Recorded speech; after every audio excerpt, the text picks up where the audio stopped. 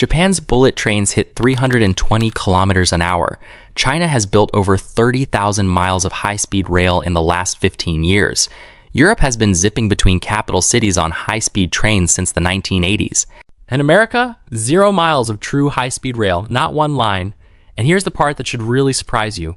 It's not because we can't build it. We already tried, twice. So what actually happened?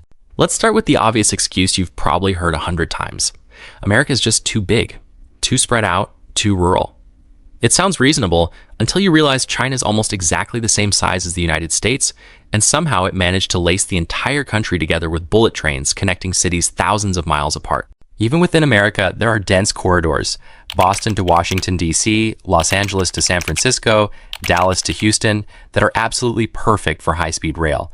Population density comparable to parts of Japan and France that already have it running, so size alone doesn't explain it. Something else is going on. The real story starts with how America actually pays for infrastructure. In Japan, high-speed rail was built as a national priority, backed by a dedicated government agency with consistent long-term funding. Same in China. The state decided this was happening, and the money followed the decision. In America, there's no equivalent. Rail projects have to fight for funding year after year, competing against highways, airports, and local priorities with money coming in unpredictable chunks instead of one committed budget. That means projects start, stall, restart, and often blow past their timelines because the funding was never secured for the whole thing in the first place. Then there's land. Building a straight, fast rail corridor means acquiring huge amounts of private land along the route. In America, that means dealing with tens of thousands of individual property owners, each one with the legal right to fight the project in court. Eminent domain cases can drag on for years. California's high-speed rail project, the most ambitious attempt in American history, has been stuck in exactly this kind of legal and financial quicksand since it broke ground back in 2015. The original plan was a bullet train connecting San Francisco to Los Angeles in under 3 hours. The budget was supposed to be around $33 billion. Today, estimates for just the first phase have ballooned past $100 billion, and there's still no completed high-speed segment running.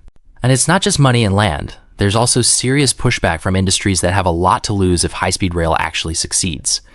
Airlines and the auto industry have spent decades lobbying against major rail investment, because a fast, convenient train service on popular routes is direct competition for short-haul flights and long highway drives. It's not some secret conspiracy, it's just basic self-interest, playing out in state legislatures and congressional budget hearings for decades. So is anything actually changing? Surprisingly, yes. Brightline in Florida is running higher speed trains between Miami and Orlando right now, hitting speeds around 125 miles an hour. Not true bullet train speed, but a real step forward, and it's privately funded, which sidesteps a lot of the funding fights that killed earlier public projects. Texas Central has been pushing a bullet train project between Dallas and Houston for years, aiming for genuine 200-plus mile-an-hour speeds. And there's a serious privately backed high-speed line under construction right now between Las Vegas and Los Angeles, expected to be running before the end of the decade. So here's the real question. If a true bullet train existed between two major cities near you, would you actually ride it? Or are Americans just too attached to cars and planes to ever really let rail take over? Let me know what you think down in the comments.